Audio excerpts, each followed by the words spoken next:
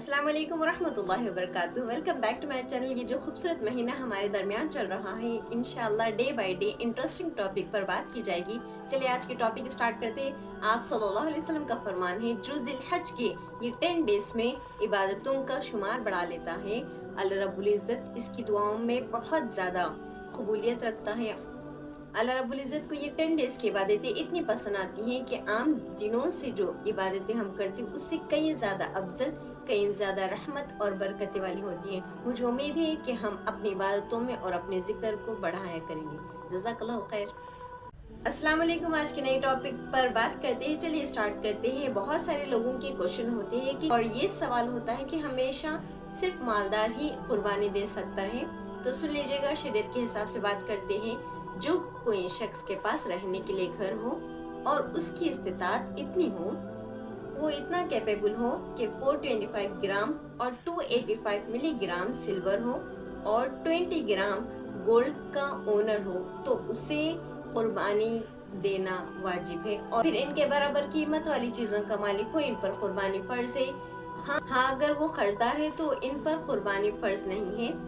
अगर कोई शख्स इस्तिताअत रखता हो इन चीजों की तो कुर्बानी इन पर वाजिब है। अगर नहीं रखता हो तो मुस्तहब है, यानी दे भी सकता है, देने पर सवाब है और ना देने पर कोई अजाब नहीं। जज़ाकल्लाहु खैर। कि हम टॉपिक पे बात करेंगे कि कुर्बानी का जानवर की एज क्या हो। चलिए स्टार्ट करते हैं। तो कुर्बानी का जानवर तो लेकर आ जाते हैं, मगर उन्हें पता ही नहीं है कि उनकी एक्चुअल एज क्या होनी चाहिए। बकरा, बकरी, मेंढा, भेड़ की उम्र 1 साल की जरूर होनी चाहिए और गाय, बैल, भैंस की उम्र 2-2 साल की होनी चाहिए और ऊंटनी की एज 5-5 इयर्स की होनी चाहिए। अगर इनकी एज इससे कम है तो कुर्बानी के लिए ये जानवर मुनासिब नहीं है। कुर्बानी के जानवर को कैसे देखा जाए कि वो कुर्बानी के लायक है या नहीं। चलिए स्टार्ट करते हैं आज की टॉपिक। आइस, ईयर्स और लेग्स ये प्रॉपर है या नहीं है वो चेक कर लीजिएगा। अगर वो ठीक से चल रहा है तो वो कुर्बानी के लायक है।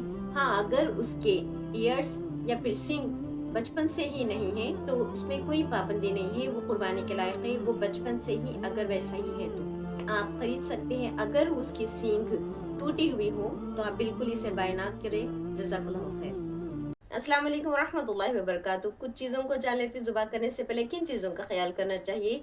सबसे पहले कुर्बानी के जानवर को क़िबले की तरफ रुख कर दिया करे, उसे पानी पिलाया जाए और नरमी के साथ उसे ज़मीन पर लिटाया जाए और सीधे हाथ से बिस्मिल्लाह अल्लाहु अकबर कहकर और जो मसनून दुआएं हैं वो भी पढ़ लिया करे। और जो अगर जानवर बड़ा हो तो उसके लेग्स को टाइट कर दे। ज़ुबा करते वक्त सर बिल्कुल जुदा ना हो।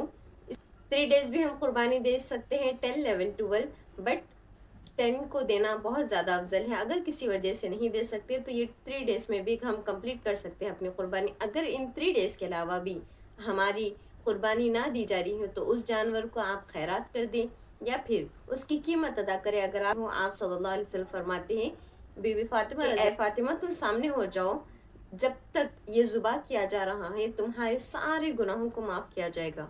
माशाल्लाह, कितनी बेनिफिट वाली बात है ना। चलिए आज की इंटरेस्टिंग टॉपिक पे बात करते हैं। यौम अरफा का रोजे के बारे में आप सल्लल्लाहु अलैहि वसल्लम फरमाते हैं, जो भी शख्स इस यौम अरफा को रोजा रहेगा उसके पिछले और अगले 1 साल के गुनाहों को माफ किया जाता है ना। बेनिफिट वाली बात। I hope you all will be fasting. जज़ाकल्लाहु खैर।